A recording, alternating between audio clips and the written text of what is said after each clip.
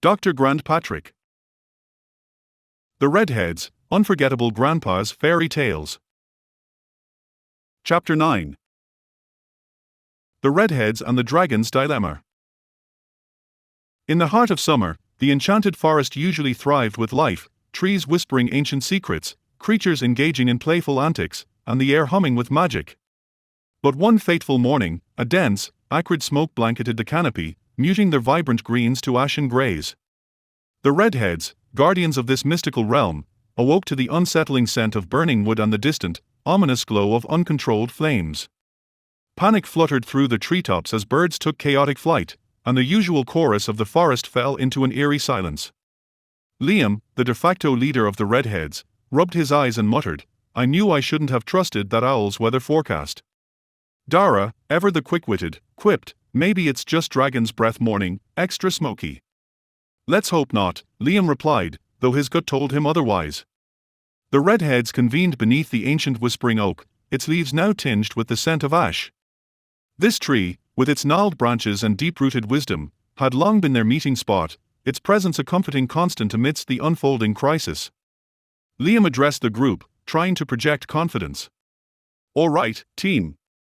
We've got a situation hotter than a fire sprite's dance floor.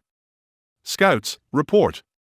A lanky redhead named Finn stepped forward, soot smudging his freckled face. "We found the source. It's a dragon, and it's not the 'let's have tea and chat' kind." "Fantastic," Dara sighed. "I've always wanted to be a crispy critter." Liam clapped his hands, perhaps more to dispel his own nerves than anything. "No time for jokes, well, maybe a few. But seriously, we need to act. Let's pay our fiery friend a visit."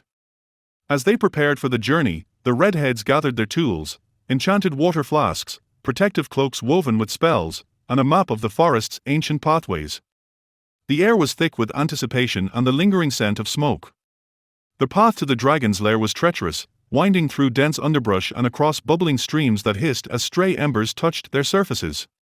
The usual chatter among the group was subdued, each member lost in their thoughts, the weight of their mission pressing heavily upon them. As they approached the dragon's lair, the heat intensified, causing more than a few sweaty brows and frizzy hairdos. The entrance was marked by scorched earth and the remnants of trees, their trunks charred and smoking. The dragon, a magnificent beast with scales that shimmered like molten lava, lay coiled inside, snoring loudly enough to rival a thunderstorm. Liam took a deep breath. "Great dragon, we mean no harm," he called out, voice cracking slightly. The dragon's eyes snapped open, pupils narrowing into slits. It let out a roar that sent pebbles, and a few redheads, tumbling. Dara whispered, "Next time, let's bring a fruit basket. Everyone loves fruit." Liam shot her a look but couldn't suppress a grin. Noted for future dragon encounters. The dragon growled, smoke curling from its nostrils. "Why do you disturb my slumber?" Liam stepped forward, hands raised in a placating gesture. "O mighty dragon, we are the Redheads, protectors of this forest. Your, midnight barbecue is turning our home into toast." The dragon huffed, a plume of smoke enveloping Liam. "Humans have destroyed my lands. I sought refuge here, but I will not be disturbed." Dara muttered, "Great, a dragon with a vendetta and a smoking habit."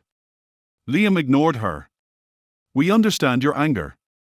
But turning our forest into a bonfire isn't the solution. Let's find a way to coexist without the whole, scorched earth policy." The dragon tilted its head, considering. "And how do you propose we achieve this coexistence?" Liam glanced at his team, then back at the dragon. "With a little magic, a lot of understanding, and maybe a touch of humor." The dragon's lips curled into what might have been a smile, or a prelude to sneezing. "Very well, Redheads. Impress me." The Redheads formed a circle, channeling the forest's magic.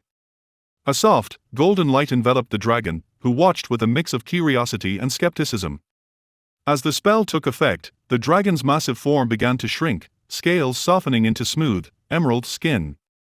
In moments, a small lizard stood where the formidable beast had been. Dara crouched down, extending a finger. "Well, aren't you just the cutest little fire hazard?" The lizard climbed onto her finger, chirping softly. Liam smiled. "Looks like we've made a new friend." Let's find our pint-sized dragon a cozy new home. Dara looked at Liam. You know, for a guy who talks to dragons, you're not half bad. Liam chuckled. And for someone who jokes in the face of danger, you're pretty fearless. The forest returned to its vibrant self, the crisis averted.